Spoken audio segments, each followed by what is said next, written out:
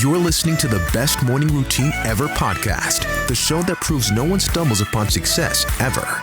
With your host, Lou Need. Every Mondays and Thursdays, we deliver cold hard evidence behind the power of a robust morning routine. Get ready to be transformed by the renewal of your mind.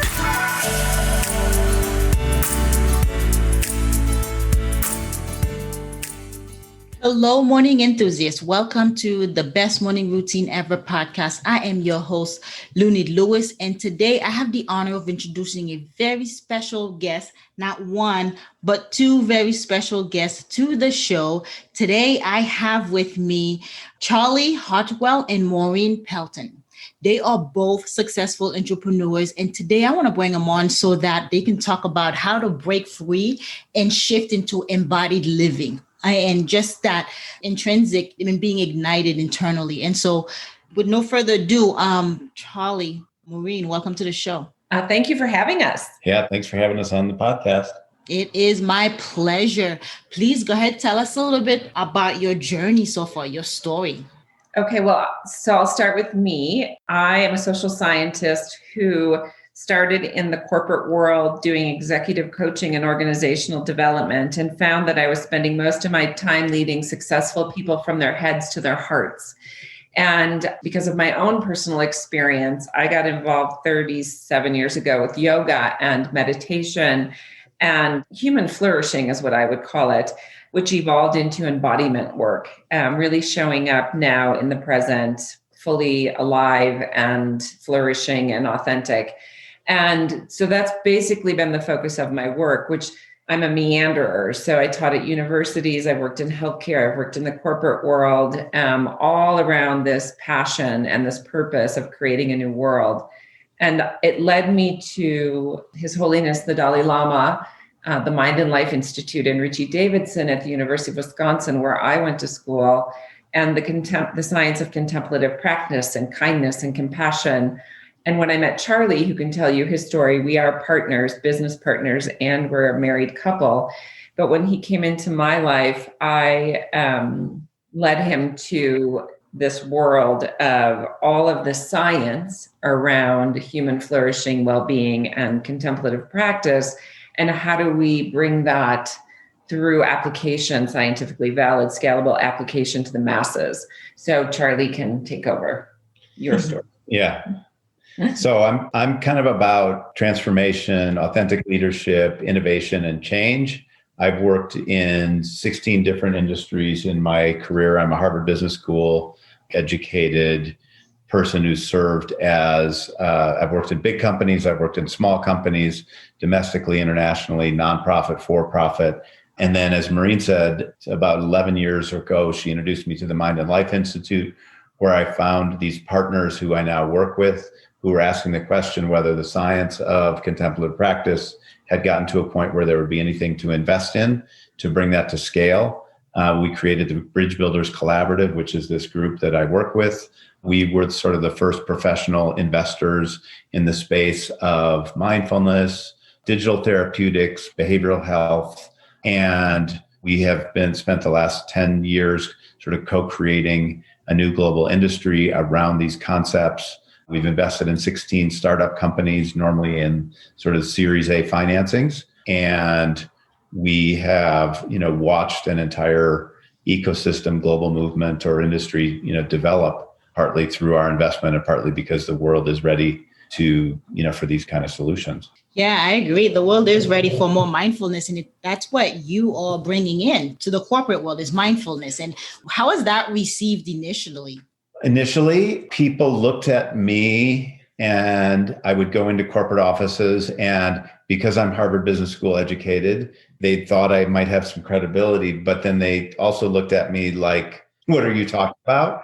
But when we started talking about the actual science behind mindfulness and how it was being brought into the Western system in kind of a new way to make it, to make a user experience online that would be, that would be attractive to people. And when they start seeing this sort of the healthcare productivity benefits of how people were using it, they got, quite interested. And I would say in corporate America, insurance companies and healthcare today, very few companies don't have a mindfulness program or are not supporting their employees around mindfulness. So it's gone from skepticism to scale.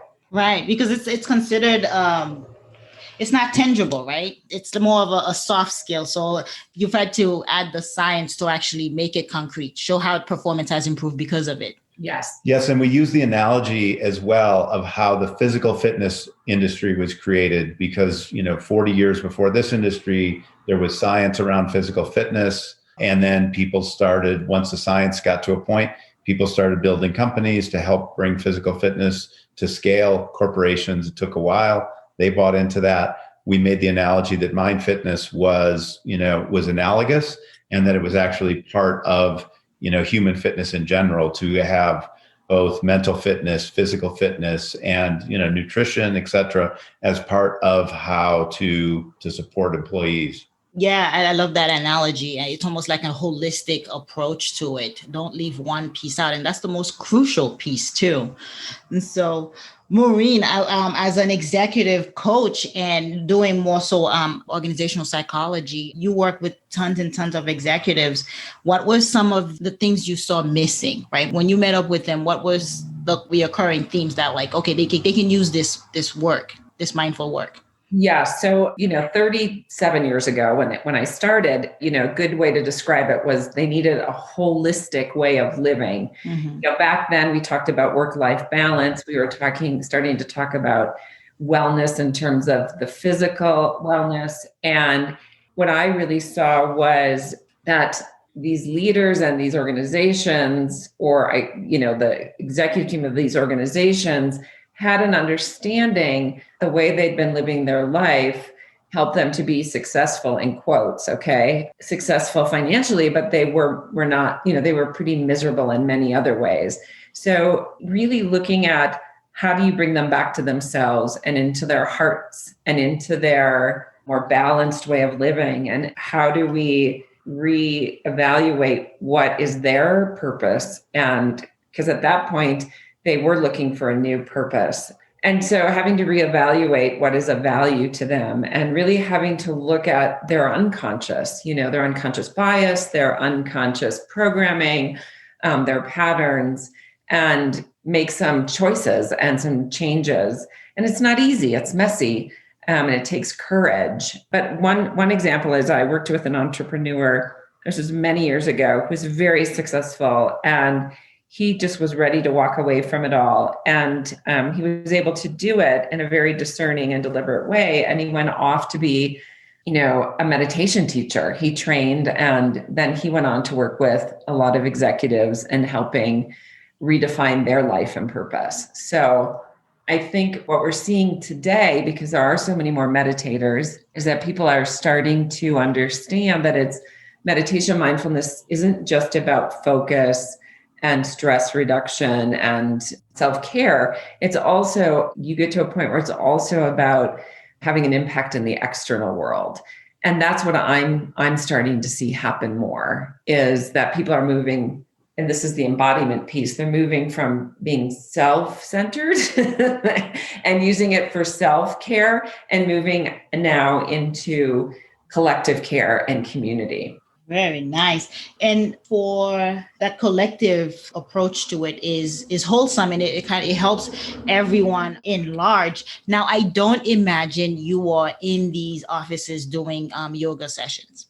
No. How do you go about bringing them to the hearts? What's your method like? Well, a lot of it has to do with, I use a lot of breath work, a lot of mindfulness techniques. I've been trained in a lot of modalities that, you kind of meet the person where they are and what they need. But I'm tough. Like I only work with people who are really, at this point in my life, who are really willing and committed to transformation. So I really hold their feet to the fire, because as I said, it's messy and it's hard.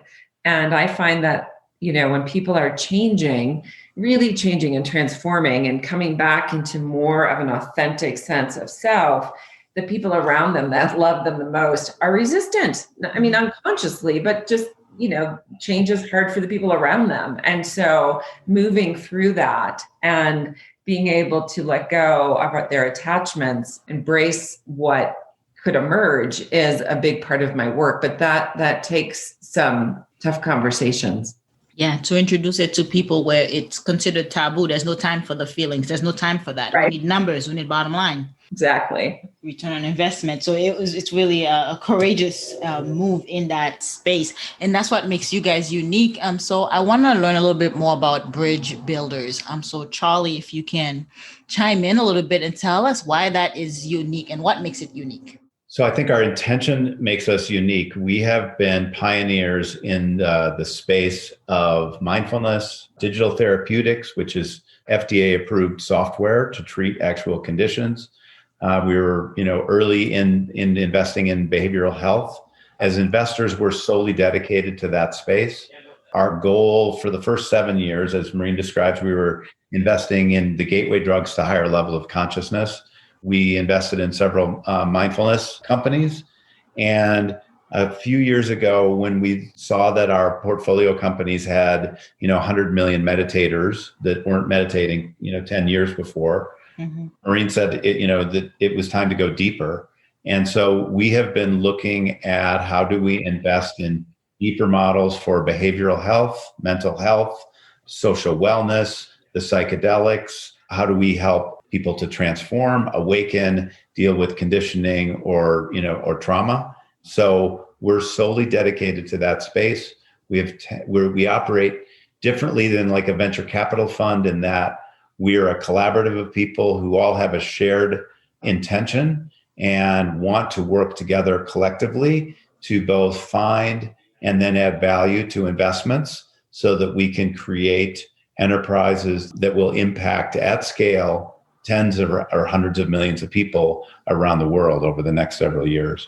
Yeah, I love the collaboration piece of it. It's a human shift, that consciousness that takes place where it like Maureen said earlier, it takes the impact into the external world where you're not just concerned about our just individual well-being, but more so the bigger picture, everyone included. Exactly. I just want to add one of the other things that's unique about Bridge Builders is they do obviously invest money into these startups, but they're also very discerning about the founder and the team and how much they're doing their own personal work and evolving. And one of the greatest, I think, assets of Bridge Builders is that besides giving their money, they give a lot of time and energy to support these entrepreneurs and startups and really help them grow and shift. Charlie in particular, but all of them are all in and work really hard. And so all of their companies, 16 now, over 10 years, are still viable. Wow, that's impressive. Why mindfulness? Tell us a little bit more about the science behind mindfulness. So what we've determined over, 30 years, is that by quieting the mind, which is, I'm going to simplify this, but by quieting the mind, not shutting it off, just quieting it enough to have awareness and presence and be more discerning about the stories we're telling ourselves, what we're putting in our bodies, what are we getting triggered by? How are we reacting?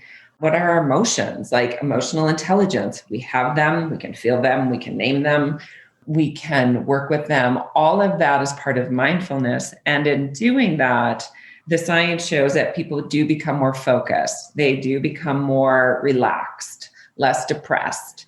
There are physiological changes such as heart rate slowing down, blood pressure going down, sleeping better. That's a big one. Mm-hmm. And slowing down in life, like still being able to be productive, but not at this fast pace, at a much more medium speed. So the science is showing the value, not just to our physical health, but to our mental health and our emotional health and how we engage with others. And that can be huge. Mm-hmm. Yeah, I can hear what you were talking. I can think about is concentration. We're told in school to focus, right? But no one actually taught us how. Right. Think about it. No one else actually sat us down and taught us how to focus, how to be mindful, how to be present, how to actually take deep breaths and actually bring ourselves back to our bodies. So this work that you are doing is really phenomenal in that way. It embodies that and teaches that. Right. And just a shout out to our fans and supporters. We support a lot of programs that are in schools. We're getting this into schools. Holistic Life Foundation out of Baltimore has done an amazing job and now going into other cities. But, Goldie Hawn has a program that's been in the schools for some time. We are trying to get this down to, kindergarten and on up so that they can have this skill from a very young age. Great place to start. I agree 100%. So I imagine you both have a very robust mindfulness routine and perhaps a morning routine that goes along with it. So I would love to hear how you get up, dress up, and show up. What's your morning routines like? Well, for me personally, it starts the night before when I go to bed. I'm very intentional when I go to bed and setting my intention for my sleep and for the next day, and knowing what my day, has ahead of me, and really focused on getting a good night's sleep. And there's breathwork techniques that I use to help if I'm having trouble falling to sleep. And then in the morning when I wake up, I have my meditation or mindfulness time. Again, I do a lot of breath work. So a lot of breath work, contemplative time, and again, set my intention for the day and align myself with that intention. And then Charlie and I, he's up before me. He gets up early. We usually check in about the day since we work together and set our intention for the day together. Really throughout the day, keep checking in that I'm in alignment with my intention. It starts the night before. I've heard that over and over again. You're absolutely right. Got to be intentional about what the plans are, what your day is going to be like to win it. Yes. Charlie? Yeah, I have less of a consistent routine. I do wake up earlier than Maureen typically.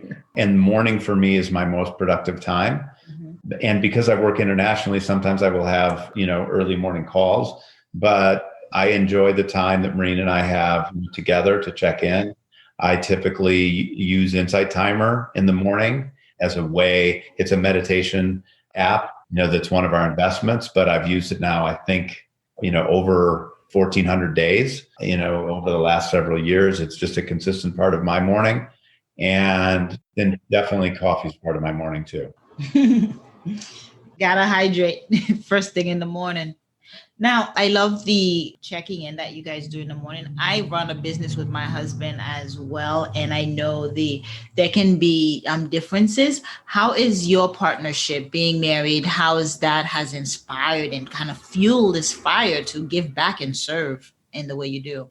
It's so much fun. We are so playful. It's so much fun.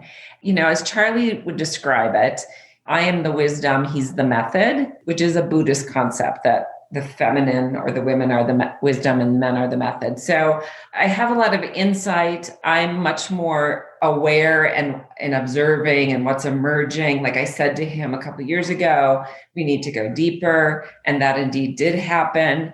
I just have this, and he listens. And then he's so good at the method and getting out there and getting it done. I don't have as much interest in that anymore.